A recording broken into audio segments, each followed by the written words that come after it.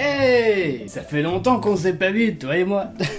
Pourquoi je parle comme un beauf? Alors je sais pas du tout si vous connaissez le site Quora, mais en tout cas c'est un réseau social où il y a des gens qui posent des questions sur tout et n'importe quoi. Vraiment c'est le type de questions que genre on peut se poser une fois dans notre vie et on va se dire c'est vrai ça, comment on fait ça, comment cette chose a été créée, et puis on oublie instantanément parce qu'on a tout simplement pas de réponse. Et si jamais il y a des questions que vous êtes toujours posées et vous êtes vraiment en mode mais...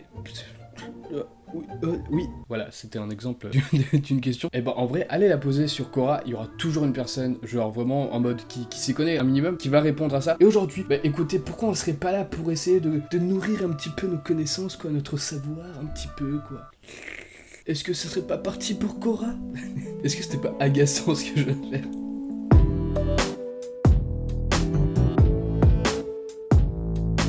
Si des parents parlaient normalement à leur jeune enfant, et pas comme un bébé de manière honnête, sur le monde qui nous entoure, l'enfant deviendrait-il plus intelligent ou bien confus et troublé? En vrai, c'est une question hyper intéressante. Genre, on est tous là en train de parler à un bébé en mode excusez-moi, ou genre en mode... J'ai eu la vision de moi-même en train de me regarder, en train de faire le con, et je me suis dit putain, je dois être dépité. Excusez-moi, ou genre en mode... Mais ouais, comme je disais, genre, bah, on parle à nos enfants en mode, tu sais, de manière un peu enfantin, j'ai envie de dire. Pourquoi je me... Mais vas-y, j'ai toujours des actions, je me gratte l'œil au moment où j'allais faire une explication trop stylée. Voilà, c'est bon. On leur explique les choses calmement, on essaie de pas forcément dire vraiment comment est le monde. Ma fille a aujourd'hui 4 ans. Quand elle était encore un bébé, on ne lui parlait pas comme à un bébé. Je suis moi-même une personne qui parle assez vite. Je voulais que ma fille soit capable de suivre ma vitesse de diction et le vocabulaire que j'utilise tous les jours, donc je n'ai jamais parlé plus lentement pour elle. Avec sa mère, on lui parlait toujours comme si elle était plus âgée. Évidemment, je ne disais pas de gros mots en sa présence, mais j'utilisais un vocabulaire normal. Quand elle a commencé à grandir vers ses 1 an, elle arrivait déjà à parler un petit peu. À 2 ans, son vocabulaire était assez incroyable pour un enfant de son âge. Ça, c'est dingue. Je vois trop l'enfant de 2 ans rentrer dans la chambre de ses parents et faire « Excuse-moi maman, est-ce que ce ne serait pas possible de verser un peu de lait dans ma tasse? Car j'ai la gorge sèche, comme les chaussettes sèches de l'archiduc sèche qui sont ultra sèches. » Waouh! Maintenant qu'elle a 4 ans, c'est comme si on discutait littéralement à un enfant de 11 ou 12 ans, mais c'est dingue.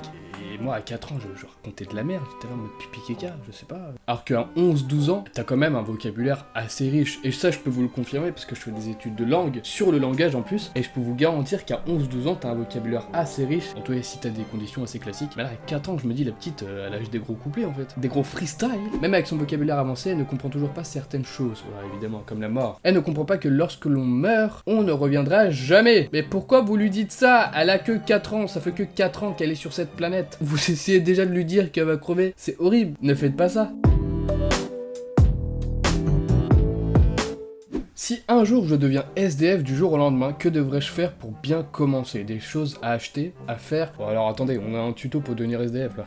C'est incroyable, attendez, je veux savoir en vrai. Premier conseil, restez propre. Vous ne pourrez pas obtenir un job en étant sale. Vos vêtements doivent rester propres et vous aussi. Restez au chaud, ne restez pas dans la rue, fuyez là à tout prix. Vous pourriez mendier, mais vous préférez être celui qui est toujours là pour donner un coup de main contre un sandwich ou un billet de 5 ou 10 euros. En vrai, ça de ouf. Moi si j'étais SDF, j'aurais fait ça. Mais écoutez, si vous êtes SDF un jour, ce que je vous souhaite pas évidemment, eh ben écoutez, vous savez quoi faire, vous avez assisté au petit tuto pour être un SDF de qualité.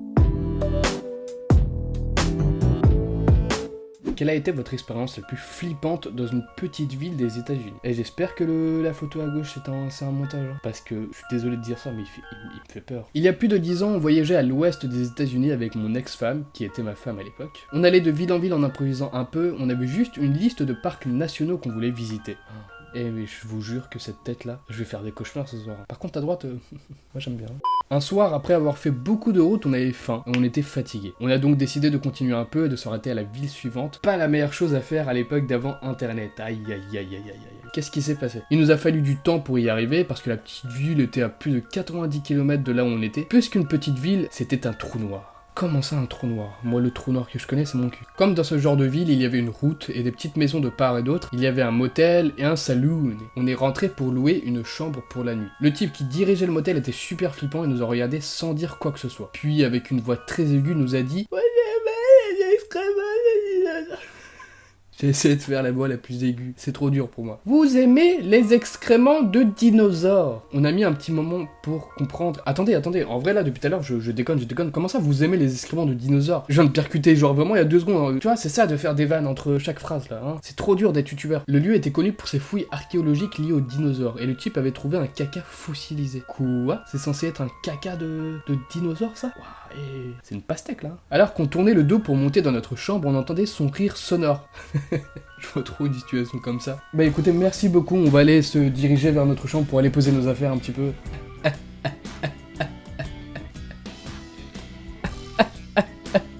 Ouah, vous rigolez bien. C'est quoi la blague? J'aimerais bien rigoler avec vous. Trop débat.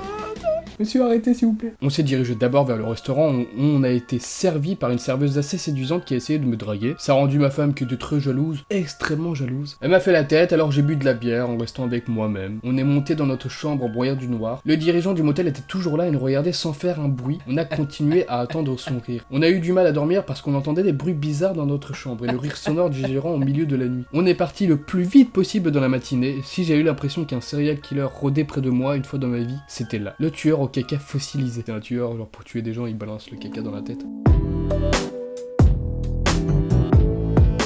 Alors, avant de passer à la prochaine anecdote, déjà, une preuve que je m'organise hyper mal. Il est 17h07, le soleil commence à se coucher et je suis en train de tourner ma vidéo. C'est incroyable. Ah, mes yeux. Est-ce que c'est... Oh, en vrai, en vrai, c'est nickel, c'est la première fois que je le teste vraiment en vrai en vidéo. On n'est pas un petit peu éclairé un petit peu mieux maintenant, là? Bon, il y a juste le fond un petit peu qui fait peur. Et je profite de cette petite pause avant la prochaine question qui, ma foi, a l'air assez intéressante pour vous dire que, bah écoutez, n'hésitez pas à vous abonner à la chaîne YouTube, à mettre un pouce bleu et à activer la cloche pour être notifié pour les dernières vidéos. Ça permet de booster la chaîne et c'est toujours un plaisir pour moi de voir son travail être de plus en plus apprécié par les gens, par les viewers. Franchement, ça fait extrêmement plaisir. Pourquoi de nos jours les femmes sont de plus en plus célibataires? Une question pour vous mesdames, nous allons essayer de percer le mystère de votre célibat, en tout cas pour certaines. Je vais vous donner une raison caricaturale, mais pas fausse comme dirait l'autre. C'est qui l'autre? Pourquoi j'ai pas la ref? Je la tiens de mon expérience d'ami des dames quand j'étais jeune. Ok, donc on a affaire à un homme qui partage son expérience et qui a apparemment percé le mystère des célibats des femmes. Pour résumer, quand on est une jeune femme, il y a très peu d'hommes vraiment intéressés, fascinants, exciting. Contrairement aux jeunes hommes, la plupart des femmes ont un important choix de partenaires disponibles. Du coup, elles sont généralement très sélectives. Ces choix varient, mais il implique en général un type de rareté. Des gens vraiment beaux, vraiment sportifs, vraiment drôles, vraiment dangereux, vraiment populaires, vraiment bien éduqués et riches, peu importe. Un peu comme lorsque l'on choisit nos Pokémon. Est-ce que cette métaphore était nulle? Oui. Le problème avec cette minorité d'hommes ont un talent rare chez les hommes. Ils ont eux aussi le choix. Ça fait réfléchir. Il est donc pas si simple de les choper, mais si on s'y met vraiment, on peut avoir une relation one night stand. Le temps d'une soirée pour ceux qui ne sont pas bilingues. Mais il est assez difficile de se les garder pour soi. Concurrence. Je suis un peu d'accord avec ce que notre ami, comment il s'appelle? Frank. Je suis d'accord avec Frank. Mais le truc c'est que j'ai l'impression qu'en fait cette explication elle marche pour les hommes comme pour les femmes. En tout cas que les hommes soient un peu désintéressés un petit peu de tout ce qui est relations, etc. Mais pour moi c'est pas une généralité. Dernière question, mais pas des moindres. Que puis-je apprendre en 10 minutes qui me servira pour le reste de ma vie? Je suis impatient de savoir ce que ça va être. Est-ce que vous m'avez compris? Je suis impatient. L'effet projecteur. Ok, ici on a une image, en gros, dans la tête, cette personne, elle pense que tout le monde la regarde, alors qu'en fait, dans la vraie vie, personne ne la calcule. Pourquoi riait-elle? Parlait-elle de moi à son ami? Combien de fois avez-vous pensé ça? Ou alors, combien de fois est-ce arrivé que vous n'aviez pas fait quelque chose que vous vouliez à cause d'une étrange personne que vous connaissiez même pas? Cela est dû au fait que nous surestimons l'importance de notre apparence et nos actions pour les autres. Nous pensons que chaque putain de personne... Oh là, et vénère. Nous pensons que chaque putain de personne a son intention sur nous, tandis que la personne peut ne même pas se soucier de votre existence. Et ça, c'est bien vrai. Faites les choses comme vous le sentez. Ne pensez pas forcément à l'avis des autres. C'est dur à dire comme ça, mais vous n'êtes pas le centre du monde. Et les autres ne sont pas le centre du vôtre. Oh là là là là là là là là, vous avez entendu cette citation? Cette citation, oh là.